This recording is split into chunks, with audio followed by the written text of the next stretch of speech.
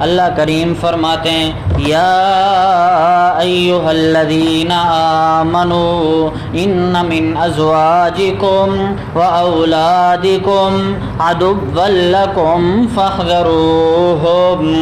اللہ کریم فرماتے ہیں کہ اے ایماندارو، تمہاری بیویوں میں سے اور تمہاری اولاد میں سے عدوا لکم، تمہارے دشمن ہیں، فاحذروہم، تو ان سے تم ہوشیار رہو، خبردار رہو۔ اس کا شان نزول یہ ہے کہ حضرت عوف بن مالک الاشجعی رضی اللہ تعالی عنہ جب بھی ارادہ کرتے تھے جہاد پہ جانے کا تو اس کے بیوی بچے پیچھے رونے لگ جاتے تھے کہ ہمیں کس کے رحم و کرم پہ چھوڑ کے جا رہے ہو، ہمیں کون کما کر کے دے گا، ہماری ضرورتیں گھر کی کون پوری کرتا رہے گا۔ تو ان صاحب کو رحم آ جاتا تھا، ترس آ جاتا تھا، تو یہ جہاد پہ نہ جاتے تھے، ان کی فرمائش کو پورا کرتے تھے۔ تو اللہ نے قرآن نازل کر دیا کہ دیکھو یہ بیوی بچے ایسے ہیں کہ جو تمہارے دشمن بن رہے ہیں، یعنی اللہ کے حکم سے تمہیں روک رہے ہیں، اللہ کی نافرمانی کے اندر تمہیں مبتلا کر رہے ہیں۔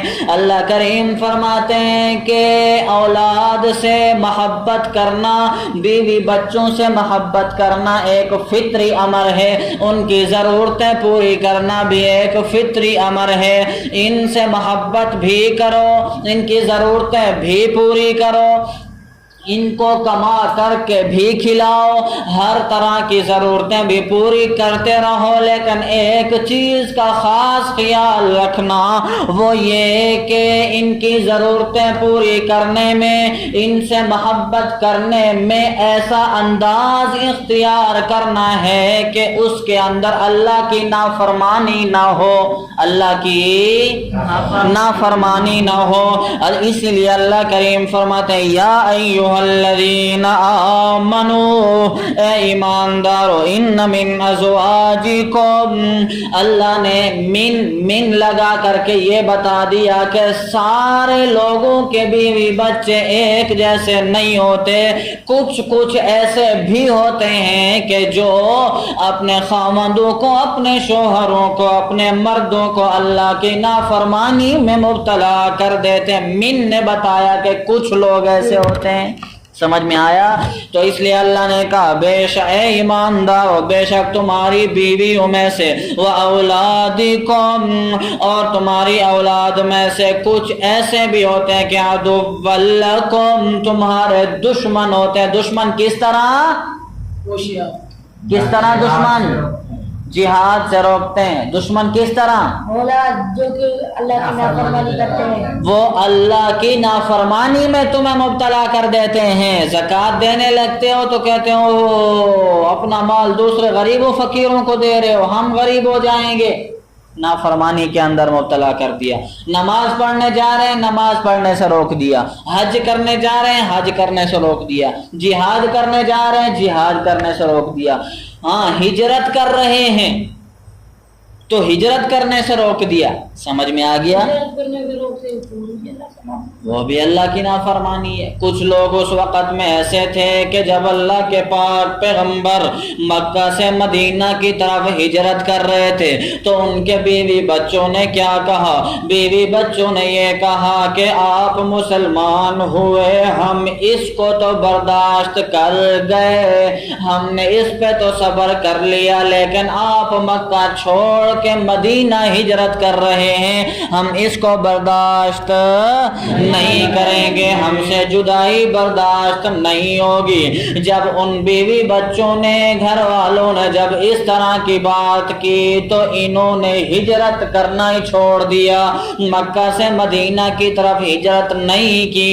گویا کہ یہاں پر بھی بیوی بچوں نے ان کو ہجرت کرنے سے منع کر دیا۔ اب ہجرت کرنا حکم کس کا تھا؟ اللہ کا گویا کہ یہاں پر ہجرت والے حکم سے روک دیا، یعنی بیوی بچوں نے ان کو ان کے دشمن بن گئے، اللہ کے حکم کے اندر نافرمانی کر دی۔ فرمایا فاحذروہم، ان سے ہوشیار رہو، ان سے خبردار رہو۔ اگر ایسا مطالبہ کریں کہ جس کے اندر اللہ کی نافرمانی ہو رہی ہو تو پھر فاحذروہم، ایسا مطالبہ پورا کرنے کی بالکل گنجائش نہیں ہے۔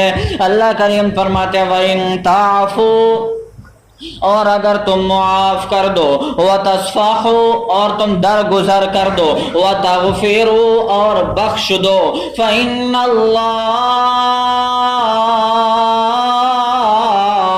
اللہ کریم فرماتے ہیں کہ ان کے مطالبات کچھ ایسے بھی ہوتے ہیں کہ جو خود مرد کو ناگوار گزرتے ہیں، ان کے مطالبات سے خود مرد کو پریشانی ہو جاتی ہے۔ اللہ کریم فرماتے ہیں یہ جو پریشانی ہوئی، یہ جو غم ہوا کہ انہوں نے اس طرح کا مطالبہ کیوں کر دیا، یہ ناگواری اور پریشانی کی صورت کے اندر ان کو معاف تم کر دو، درگزر تم کر دو، ان کو بخش تم دو، اس کے بدلے میں تمہیں کیا دوں گا؟ فَإِنَّ اللَّهَ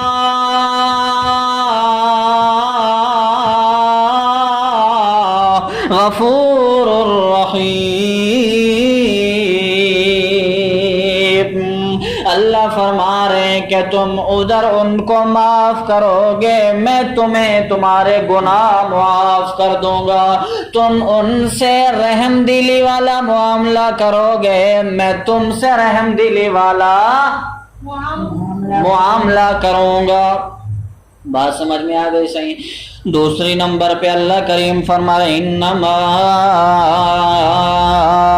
اموالکم، بے شک تمہارے مال و اولادکم، اور تمہاری اولاد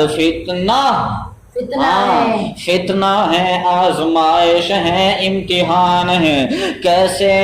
یعنی کہ بیوی بچوں کے مطالبات کے اندر تم مال کماؤ تو حلال کا مال کماؤ، کاروبار کرو تو انداز ایسا اختیار کرو کہ جھوٹ نہ بولنا پڑے، حرام کی کمائی اس میں شامل نہ ہونے پائے۔ اولاد کے مطالبات، اولاد کی تربیت بھی ایسے کرنی ہے کہ وہ اللہ کی بھی فرما برداری کر کے زندگی گزارتے رہیں۔ سمجھ میں آیا؟ ہاں، تمہارے پاس اللہ نے تمہیں اتنا مال دیا، اتنی دولت دی، تو زمین کے اندر فرعون نہ بن جاؤ، بلکہ ایسے زندگی گزارو جتنا بھی اللہ نے دیا، شکر گزاری کے اندر زندگی تم گزارتے جاؤ، اللہ اپنی نعمتیں اور بڑھاتے جائیں گے۔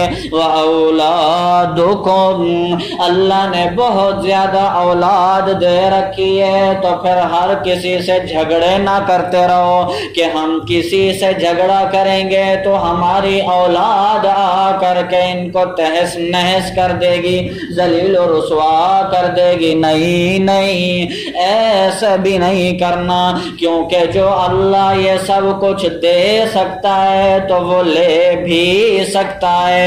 اللہ کریم فرماتے ہیں یہ تمہارے مال، یہ تمہارے پاس جو دولت ہے اور تمہاری اولاد فتنہ، تو یہ فتنہ ہے، آزمائش ہے۔ اللہ دیکھ رہا ہے کہ تم کس طرح کے معاملات کرتے ہو، تم کس طرح کے معاملات کرتے ہو۔ اللہ کریم فرما رہے ہیں کہ بیوی بچوں سے محبت کا معاملہ ہو، اولاد کے مطالبات پورا کرنے کا معاملہ ہو، کمائی اور روزی کا معاملہ ہو، تم انصاف کے ساتھ چلتے جاؤ، میانہ روی کے ساتھ چلتے جاؤ، اس انداز سے چلتے جاؤ کہ ان کے مطالبات پورا کرنے میں اور ان سے محبت کرنے میں ایسا انداز ہو کہ جس سے اللہ کی نافرمانی نہ ہونے پائے، تو پھر اس وقت اللہ کریم پھر بدلہ اور انعام کیا دیں گے؟ اللہ کریم فرماتے ہیں واللہ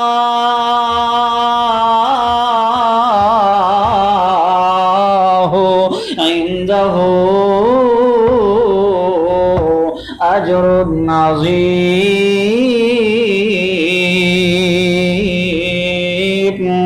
جب تم انصاف قائم کر کے آؤ گے تو میں اللہ کے ہاں بہت بڑا اجر اس کا پاؤ گے۔